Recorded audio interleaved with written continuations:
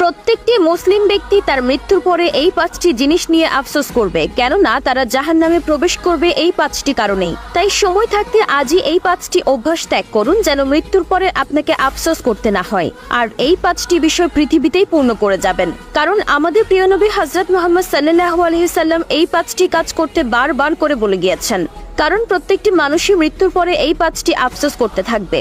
প্রিয় দর্শক, আপনি যদি আল্লাহকে ভালোবাসেন অবশ্যই আলহামদুলিল্লাহ এবং এই ভিডিওটি শেয়ার করে প্রত্যেক মুসলিমকে জানিয়ে দিবেন, আপনার ঈমানের দায়িত্ব পালন করা হয়ে যাবে ইনশাআল্লাহ। প্রিয় দর্শক, চলুন বেশি কথা না বলে শুরু করা যাক আজকের এই গুরুত্বপূর্ণ ভিডিও।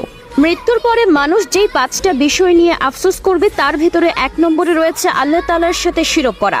শিরককারীরা আফসোস করবে আর বলবে, আমি যদি আমার রবের সাথে কাউকে শরীক না করতাম তাহলে আজ আমার এই হাল হতো না। প্রিয় নবী হযরত মুহাম্মদ সাল্লাল্লাহু আলাইহি সাল্লাম বলেছেন, আল্লাহ যাকে ইচ্ছে তাকে ক্ষমা করে দিবেন এবং যে কোনো অজুহাতে তার বান্দাদের মাফ করে দিবেন, কিন্তু শিরককারীকে কখনোই ক্ষমা করবেন না।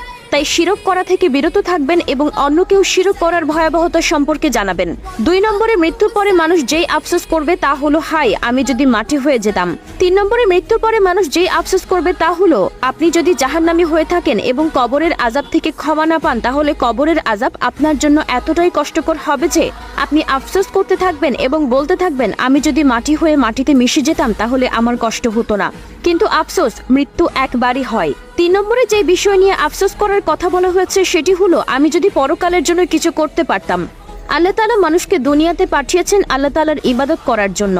আল্লাহর এই কথা সত্যি যে আমি জিন জাতিকে সৃষ্টি করেছি আমার ইবাদতের জন্য, এবং আমার এই কথাও সত্যি যে আমি জাহান্নাম পূর্ণ করব মানুষ, জিন আর পাথর দিয়ে।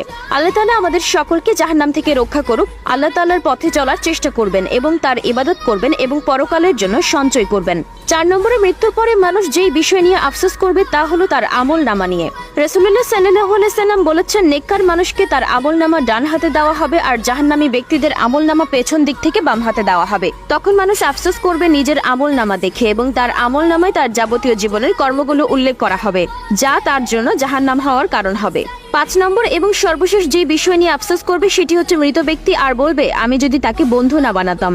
দুনিয়ায় একটি কথা প্রচলন আছে, আপনি যদি 5 জন ডাকাতের সাথে সম্পর্ক রাখেন 6 নম্বর ডাকাত আপনি হবেন, এবং আপনি যদি 5 জন আলেমের সাথে থাকেন 6 নম্বর দিনদার মানুষটি আপনি হবেন। তার মানে আমাদের জীবনে এমন বন্ধু বানানো যাবে না যে বন্ধু আমার জাহান্নামের কারণ হবে। সঙ্গদোষে হয়তো জীবনকে বেখেয়ালে কাটিয়ে দিবে, কিন্তু পরকালে যখন আল্লাহর সামনে দাঁড়াবেন তখন আপনার আফসোস হবে। আল্লাহ তাআলা আমাদের সকলকে সঠিক বুঝ দান করুক এবং যতদিন বেঁচে থাকবো ততদিন প্রিয় নবীর দেখানো পথে চলতে পারি সেই তৌফিক দান করুক। আমিন।